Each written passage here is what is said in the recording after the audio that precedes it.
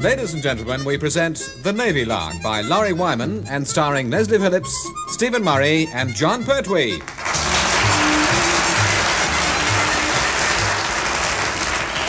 There comes a morning in every man's life when he's awakened by a prolonged and spine-chilling high-pitched scream, which denotes the vacuum cleaner is going full blast on the landing. And when Mrs. Ramona Povey demeans herself by actually doing housework, it can only mean one of her family is coming to stay, and Captain Povey must immediately parade for marital inspection. Well, my love, how do I look? Will I do? No, Henry Povey, you most certainly will not do. Just look at you. Well, how can I, my love? I'm the one that's standing inside me. Henry Povey, your sartorial imperfection is not a laughing matter. I'm not having my dear sister's boy coming here and seeing you in that disgusting state. Pull yourself together and don't slouch. Head up, shoulders back, chest out, abdomen in, knees braced, heels together, toes at an angle of 45 degrees and thumbs in line with the seams of your nether garments. There, my love. What are you going to use me for? Poking the fire? Silence! Now then, let's have a look at you. Well, you'll just have to do. Stay exactly like that and don't move until Cuthbert arrives. I've been meaning to ask, my love, why am I being allowed to meet Cuthbert this time? Well, on this occasion, you might just be useful. My dear sister is considering allowing the Navy to have the benefit of Cuthbert's services. Cuthbert? In the Navy? Oh, good grief. Stand still. Now, this being so, it may be necessary for you to chat up some of your little sailor friends and arrange it all. But I can't possibly... Silence. That'll be Cuthbert. Quite still now while Ramona opens her front door. Hello, Aunt Ramona. The mater sends her love. How typical of her. Come in, Cuthbert, dear. Thanks awfully. I was just... Oh, I say, what fun. You've got a new hat stand.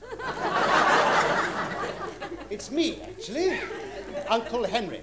Uncle Henry? Oh, you're the Povey chap. Auntie married, I suppose. My dear sister tells me you're considering joining the Navy, Cuthbert, dear. Yes, it was the mater's idea, actually. She says I've got the figure for the uniform. She thinks I'd set it off rather well. You look a right twit.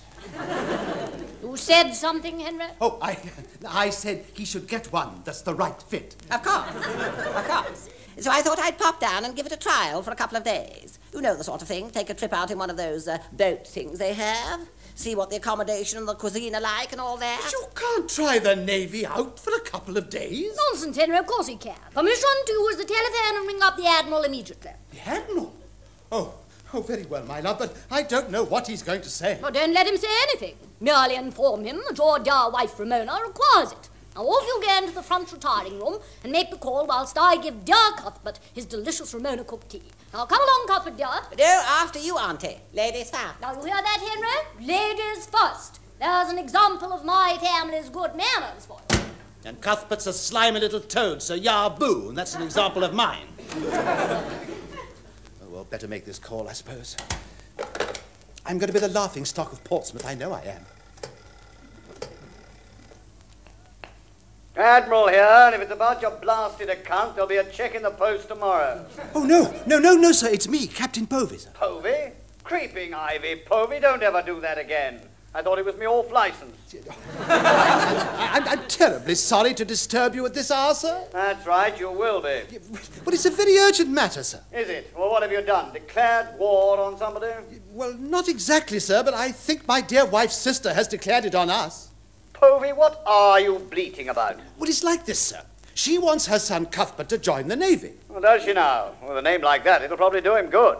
In fact, it's probably his only hope. Right, well, get on with it. Sign him on. But you don't understand, sir. He wants a couple of days to see if he likes it first. Oh, bright sort of chap, is he? Well, get rid of him quick. Bung him on a ship, sail him round the harbour until he's seasick, and then sling him out. Bang him on a ship, sir, but you haven't seen Cuthbert. I wouldn't wish that horrible, sneaky little snob on my own worst enemy. He's the most...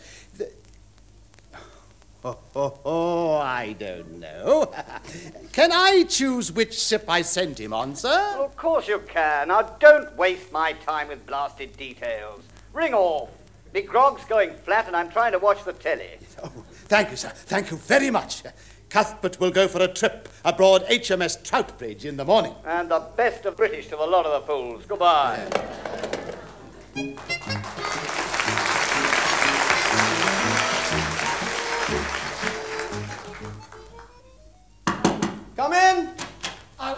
Morning, Mr. Murray, morning, Mr. Phillips. Morning. 2 letters for you, Mr. Murray, Both bills, and I'd pay the one underneath if I were you. You needn't bother about the other one. It wasn't posted until 6:15 last night in Crouch End, so you can swear blind you didn't get it until tomorrow. Thanks very much. Not at all, sir. Then there's 2 for the Padre, but he didn't bother to open them because they're only circulars and he wouldn't want what they're offering anyway. Who's the parcel for? The parcel, that's for you, sir. It measures 9 inches by 6 inches by 1.5, weighs 2 pounds 3 3/4 ounces. It don't rattle, clink or clank, it don't bend, and it's not fragile because I dropped it and it still doesn't rattle, clink or clank. Yes, well, of course, now we know why the mail is so late, don't we? It's had to be cleared through Pertwee's security check first. Do you think I could have my parcel now, Chief? Yes, certainly, sir, unless you'd like me to open it for you. I've got my penknife at the ready. Thank you, Pertwee. I know what it is. It's a book I sent for. I wrote off for it last week. That's funny. I never saw that letter go out. I posted it myself. Oh, What's the matter? it's the wrong book. How wrong? Quite a way, actually. In my letter, I said I wanted a book on places of interest because I was touring around France for my holiday. What did they send? A book on cases of interest to be found in advanced psychology. Yes, well, of course, your handwriting was never your strong point, was it? What am I going to do with it? It'll cost me a fortune to post it back. No, it won't, sir. No. You just readdress it, put 4 little square glue marks in the top right-hand corner and drop it in the box. They'll think the stamps must have fallen off. Hello, you chaps. Here you all are, then. I was beginning to think I was the only officer on board Troutbridge. This is Troutbridge, isn't it? Yes, sir, and you're Commander Bell, sir, and you're the captain, sir. Am I really? Well, you know about these things, of course. I've been wandering about for hours, you know. Never thought you'd be in here. I thought you'd all be tucked away in the wardroom. This is the wardroom, isn't it? Yeah. Still, nice to see some friendly faces at last. You are friendly, I take it?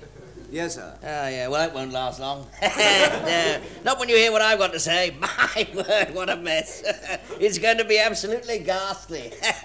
You're fed up already, aren't you? Fed up about what, sir? Oh, didn't I tell you? That's odd. That's what I came in here for. Captain Povey just phoned up.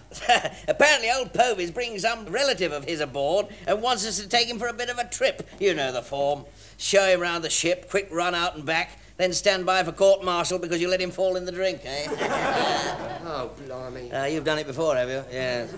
Yes, so have I. Of course, I was commanding a fast patrol boat in those days. My word, what a trip. Straight out of the harbour at 45 knots and the throttle lever stuck. They can't half go, you know. 3 tight turns around the lighthouse. Well, a bit too tight, actually. After we left, the beam stayed still and the lighthouse spun round. Then off we went again, vroom, straight out to sea and smack bang through a fishing fleet. My word, what a mess. Who said there were no flying fish in the channel? There were. Have you ever seen a 20-pound cod airborne? It's an impressive sight, you know. They look so surprised. Well, the one that met me head-on did. For an hour afterwards, all the fishermen were trying to chase their catch with butterfly nets and a shotgun. Well, say, it certainly sounds as if your passenger had an eventful trip. Well, no, he didn't, old man, as a matter of fact. It wasn't until we finally got back I realised he wasn't aboard. Never had been, actually. I'd driven off in the wrong boat. Lummy, even I've never done that. Not yet. So there you all are. And what's all this? A late breakfast, or have you finished for the day? Both, actually, sir. I mean, it's quite all right, sir. I just finished eating my newspaper and reading my egg. No, I mean, I'm papering my egg and reading my nose. Pegging my shoes, feeding my... Would you like to speak to somebody else, sir? I most certainly would. In fact, I'd rather speak to anybody else, Mr. Phillips. I can see what Aunt Ramona means about your manners, Povey. It's about time you introduced these people to me. Yes, of course. This is Cuthbert, my nephew. On my wife's side, you understand. Now, Cuthbert, this is... Don't bother. I shan't be wanting to mix with the staff anyway. No, I suppose you don't, Cuthbert. There's no need to be insolent. Povey, would you inform these sailor fellows that I am to be addressed as Mr. Spinks? Yes, of course, Mr. Cuthbert. Good. Well, while you're giving them Aunt Ramona's orders, I'm going upstairs for some fresh air. Tell one of these men to fetch me a deck chair and put it out on the sun deck, will you? I shall take China tea and a sweet biscuit in half an hour. What?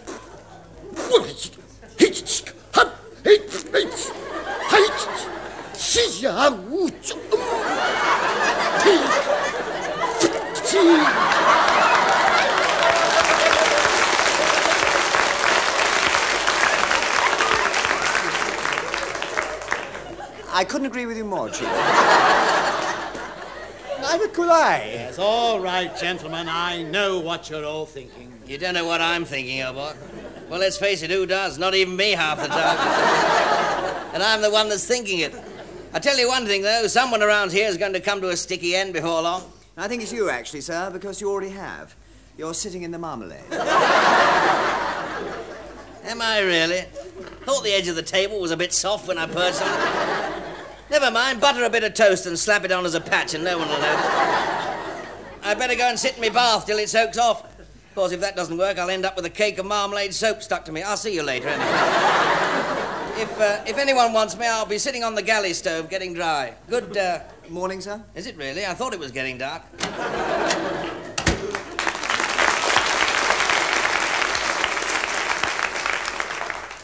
Povey, sir, just what is all this about? I've already explained it once over the phone to Commander Bell. Yes, sir, but that doesn't always help us. Phone messages are a bit inclined to stop dead when they get to him. Yes, I imagine they do. Well, briefly, my dear wife Ramona has requested that Cuthbert shall be given 2 days at sea to decide whether he likes the life well enough to join the Navy. Lummy, that makes us a sort of free sample. Precisely. He'll be taking a commission, of course. Him? What, that? An ossifer in the senior service? Oh, permission to buy myself out at once, sir. I can give you 10 bob down and the rest over forever. It's a tempting offer, Pertwee, but I must reluctantly refuse. Now then, gentlemen, you're put to sea just as soon as I go ashore. And for the next 48 hours, I am placing Cuthbert in your care. And during that time, you will spare no effort to show him exactly what life in the senior service is like.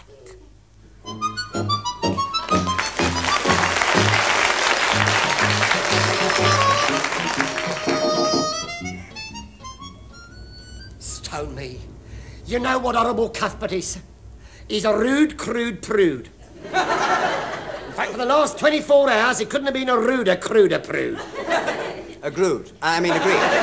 Right. Now we'll have one more try. Ready, Pertwee? And willing, sir. Right. Left hand down a bit. Left hand down a bit, sir. Right hand. Right hand down a bit, sir. Left hand down a bit. Left hand down a bit, sir. Right hand down. Right hand down a bit. Left hand down. Left hand down a bit. And right hand down. Right hand down a bit. And left hand down a bit.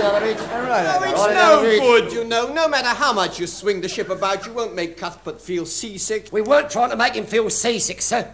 We were trying to make him fall off. And we didn't mind which side, actually. Bridge, number 1 speaking. Starboard lookout here, sir. Leading Seaman Goldstein chatting. Just thought you'd like to know, our passenger has just told me that when we get back, he's going to report the lot of you for drunken driving.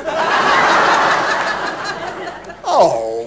So if you want legal advice, you couldn't do better than engage my Uncle Edwin, a solicitor and ironmonger. I happen to know he's free at the moment. Now, Goldstein... Well, not exactly free. He only charges 50 guineas, in advance, of course, provided you plead guilty so he doesn't have to go to court. Of all the... Never mind about suing, sir. Concentrate on doing. Doing what? Doing Cuthbert horrible spinks.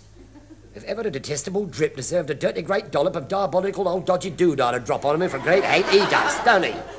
Yes, he do. Did you hear what he said when he took over Commander Bell's cabin? No. He said, "This will do for the bedroom, but where's the rest of the suite, and which bell do I press for room service?" I wonder if old Thunderguts would miss him. Don't be ridiculous. That's a terrible thing to say. What had you in mind? It occurred to me, as he wouldn't fall off when we went from side to side, we might try a bit of back to front. Eh? Well, if we get Troutbridge going full speed ahead, then stop dead, clot-faced Cuthbert might keep on going. Oh, really? We couldn't possibly do that. Of course not. It's out of the question. Absolutely. Full air both, Chief. Full ahead both with the utmost gravititude it is, sir. What's happening? Where's Cuthbert now? Oh, we caught him off balance, and he's tottering backwards at a fine turn of speed towards the stanza. Hey, what's going on? Stop it! Stop it, I say! Stop engines and full of starn bows. Stop engines, full of starn boat it is, sir. And good luck to all who sail off her.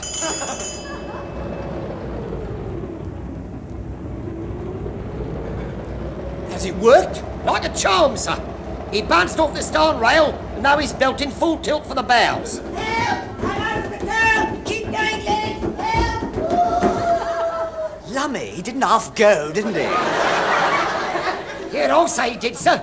He went all right, but not far enough. He's still on board. Where? I can't see him. No, you wouldn't, sir. He looks like a part of the ship now. The figurehead. What? He's spread eagle flat against the flagpole. Ooh, nasty. Oh, very. Stop engines, Chief. Then slow ahead both. Stop engines, then slow ahead both it is, sir. I say, wasn't that graceful? What? The way he slid down the flagpole and sat on the deck. Yes, sir, just like a stuffed dummy with all the sawdust running out. Yes. Of course, I may have a suspicious mind, but I have a feeling that once that dummy gets its breath back, it's going to be stuffier than ever.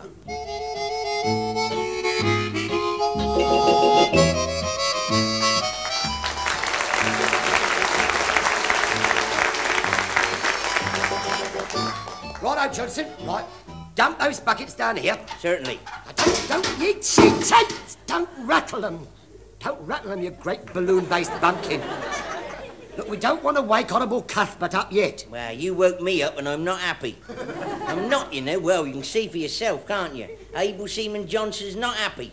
Disturbed me in the middle of me 8 hours kip and I look all wan next day.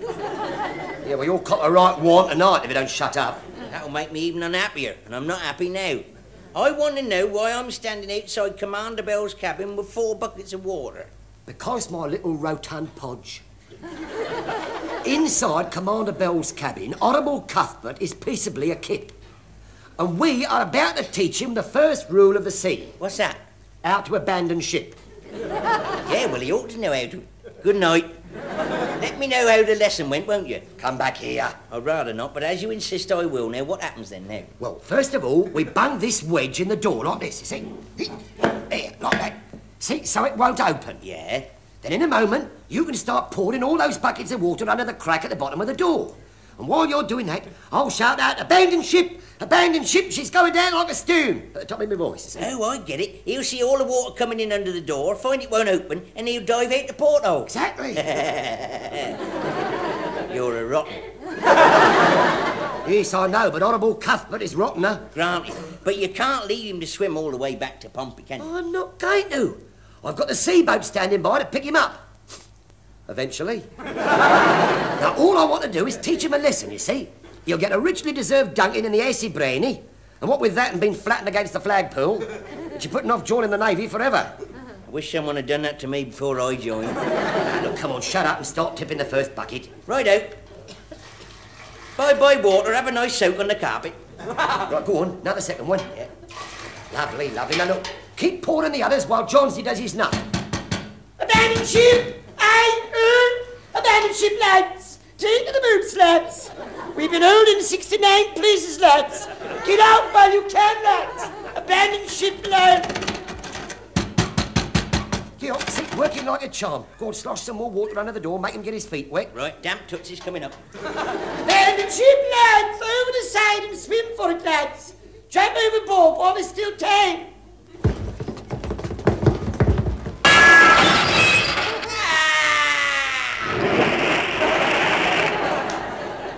All gone. Well done, Fatso. I'm proud of you. Hey, yo!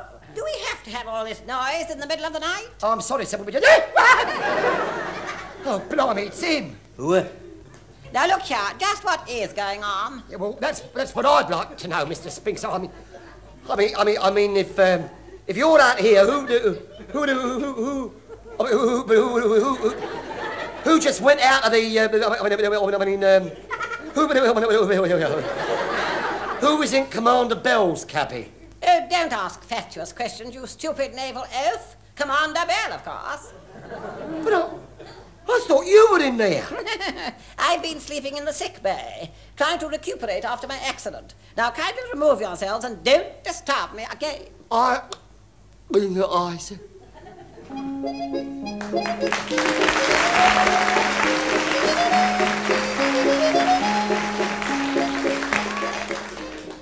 This way, Mrs. Povey, Captain Povey, sir. Nice to have you aboard. After you, Ramona, my love. Good boy, Henry. We're learning at last. Cuthbert's excellent example is beginning to penetrate. Do come in, Mrs. Povey. Oh, hello, Aunt Ramona. Morning, Povey. And have you had an interesting boat trip, Cuthbert dear? It's been absolutely ghastly. For everyone. Oh, good. What? Gracious. Quiet, Henry. All complaints will be dealt with by Ramona. Right, far away, Cuthbert dear. Well, to start with, my accommodation was inadequate, the food was inferior, the staff was insolent, the ship was inefficient, the weather was inclement, and the trip was intolerable. And he was insufferable. Yes, quite. And so you've decided against joining the Navy, Cuthbert? On the contrary, I've decided I'm going to. What? After what I've seen in these 2 days, I consider it my duty. It's high time more young, intelligent people like myself took a hand and put the service to rights. No, good. What? Grief. How right you are, Cuthbert dear, and stand for no nonsense at any level. Come along, Henry. We'll take Cuthbert straight over to the Admiral's office and let him choose which rank he'd like to start with. But he can't do that, my love. He's got to fill in the form applying for his commission first. Oh, that's all taken care of. I had one of those petty officer fellows do the donkey work and fill in the form thing. I've given him all the details. He's going to bring it along when it's ready for me to sign. Volunteered to do it for me, actually. In fact, he absolutely insisted. Did he now? The rotten traitor. Excuse me, madam and gents, all assembled. What is it, Quisling? Well, it's this application form for Mr. Spinks. It just requires his moniker on the bottom and he's as good as in. Right, sign there if you please, sir. Oh, well, if I must, but all this paperwork is so tiring. Here, sir, lovely. And if I may make so bold, a very fine addition to the Royal Navy you are, sir. He's gone off his think box. Come along, Henry. Pick up that form and forward march to the Admiral's office. Oh, no, don't worry about the form, madam. I'll deliver it to the proper quarters personally, just to be on the safe side. Oh, yes, it might be as well. This way. Now follow me. No, after you, Aunt Ramona. Just coming, my love. Right. Now then. No, gents, please. All is not yet lost. Mr. Phillips. Now, put that chair down until you've heard my side of it, sir. We're listening, Chief. We're listening, and it better be good. You care to have a look at this here application form what Honourable Cuthbert has just signed? You'll notice, sir, that it's an oh, what a shame, and how ever did that happen, sir? What? Well, sir, in my haste, sir, I must have inadvertently grabbed the wrong form from the office. So if you take a closer butcher's at this form, you'll note that Mr. Honourable Cuthbert has just signed himself on for 21 years as an ordinary rating. Sir.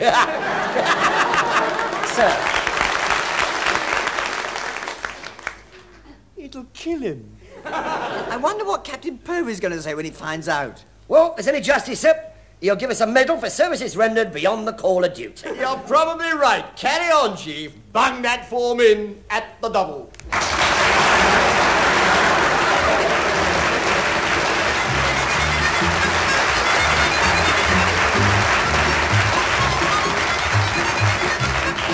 Leslie Phillips, Stephen Murray and John Pertwee have been recruiting for the Navy Lark, written by Laurie Wyman.